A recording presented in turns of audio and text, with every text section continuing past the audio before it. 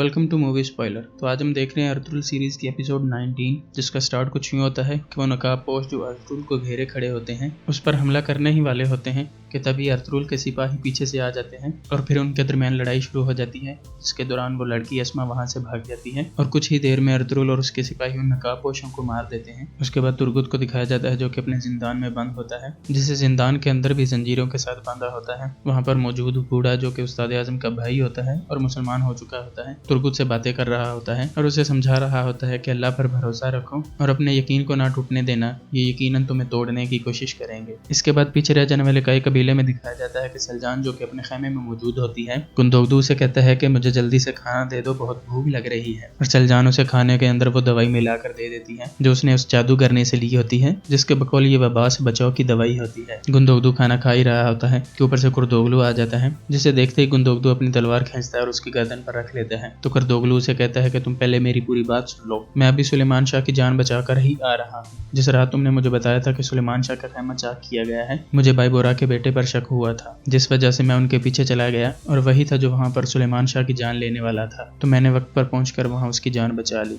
उसके बाद अर्तुगरुल को दिखाया जाता है जो अपने सिपाहियों और अफसिन पाशा के साथ बैठा होता है और कह रहा होता है कि हमारा अंदाजा सही निकला कि शहाबुद्दीन के करीबी मुलाजमा भी इस साजिश में शामिल है, जिसका ये मतलब है कि वो किसी बहुत बड़ी मुसीबत में है। इसके बाद वो लड़की अस्मा, जिसका असल नाम अब्तालिया होता है, नासिर और कमांडर टाटिस के सामने खड़ी होती है, जिस पर कमांडर टाटिस उसे कहता है कि तुम्हें उन दो चरवाहों की खबर कैसे ना हुई। जिस पर वो कहती है कि मैं तो इतनी तजर्बेकार नहीं, लेकिन आप तो बहुत तजर्बेकार हैं, फिर भी आपने अर्तुगरुल से इतनी बार क्यों धोखा खाया है। जिस पर कमांडर टाटिस को गुस्सा आ जाता है, लेकिन नासिर उसे कहता है कि हमारा एक ही मकसद है, खुदावंद की खुशनुदी हासिल करना, और अगर हम लोग आपस में ही लड़ते रहेंगे तो मुकद्दस सरजमीन कैसे हासिल करेंगे। उसके बाद लैला सुल्तान, जिसकी तबीयत मजीद खराब हो रही होती है, उसकी आया जान इब्नुल अरबी की मुरीद की दुकान पर जाती है और उनसे कहती है कि मैं इब्नुल अरबी से मिलना चाहती हूँ। लैला सुल्तान के लिए कोई नुस्खा लेना चाहती है जिससे उसे दर्द से आफाका हो, जिस पर वो उसे कहते हैं कि हम आपको उनसे मिलवा देंगे। और फिर वो हलीमा सुल्तान का चेकअप उसके साथ आने वाले शाही हकीम से करवाते हैं, जिस पर वो कहता है कि जख्म खराब हो रहा है, मैंने मरहम दे दी है, बेहतर होगा कि आप इसका इलाज महल में करवाएं, क्योंकि वहाँ पर इसका इलाज बेहतर तरीके से हो सकता है,